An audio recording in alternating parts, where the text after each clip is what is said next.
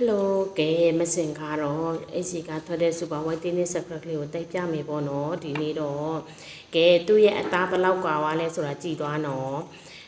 သူဆိုရင်အလုတ်ကျန်းလုံးတဲ့လူနော်အလုတ်ကျန်းလုံးတဲ့လူဖြစ်တဲ့အတွက်နေပူထဲမှာအရင်နေပူထဲမှာအမြဲတမ်းနေရတဲ့လူတဲ့ဒီလားအဲ့လိုမျိုးလူရဲ့အသားကိုမစင်super white tennis secret လေးနဲ့တိုက်ပြထားတယ်နော်तू ကဘာကောင်းတာလဲဆိုတော့ super white tennis secret ဒီဥစ္စာက mass ဖြစ်တဲ့အတွက် तू ကဘာလုပ်ရလဲဆိုတော့ခဏလောက်တော့ तू ကရေမဆေးချပဲနဲ့ပေါ့နော်သူ့ကိုတိုက်ပြီး9မိနစ်10မိနစ်လောက်နေမှရေဆေးချပဲတဲလေးလို့သိလား तू ကပြီးတော့စက်ပြတိုက်လို့မပြောင်းတဲ့ကြီးတွေကိုလည်း तू က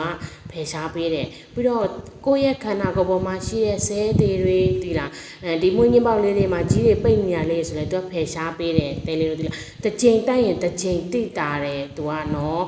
ဘယ်လိုပြောမလဲမရေသိလား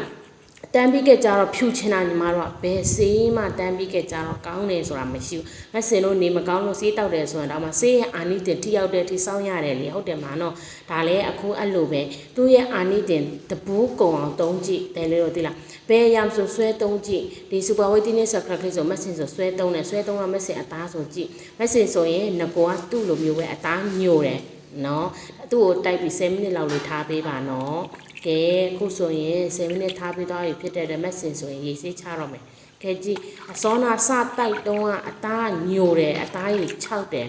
အခုဆိုရင်အသားကတစ်စင်ဝင်းလာတယ်သူအစောနာညိုတဲ့အသားရည်ထက်တစ်စင်ဝင်းလာတယ်ပြီးတော့အသားရည်ဆူဆူလေးဖြစ်သွားတယ်တွေ့လားသူ့မှာပါလဲဆိုတော့ဆန်ပါတယ်မကြီးပါတယ်ကော်ဖီပါတယ်ပြားရည်ပါတယ်အဲ့ဒါအတွက်ဘာဆိုးကျိုးမှလည်းမရှိဘူးတဘာဝပစ္စည်းတွေနဲ့ထုတ်ထားတာဖြစ်တဲ့အတွက်ရုံကြည်ကြည်နဲ့တုံးလို့ရတယ်တဲလေးတို့သိလားခန္ဓာကိုယ်ဆိုရင်နေတိုင်းတုံးလို့ရတယ်တဲလေးတို့သိလားကဲဒီမှာကြည့်နှစ်ဖက်ရှင်ပြလုံးဝ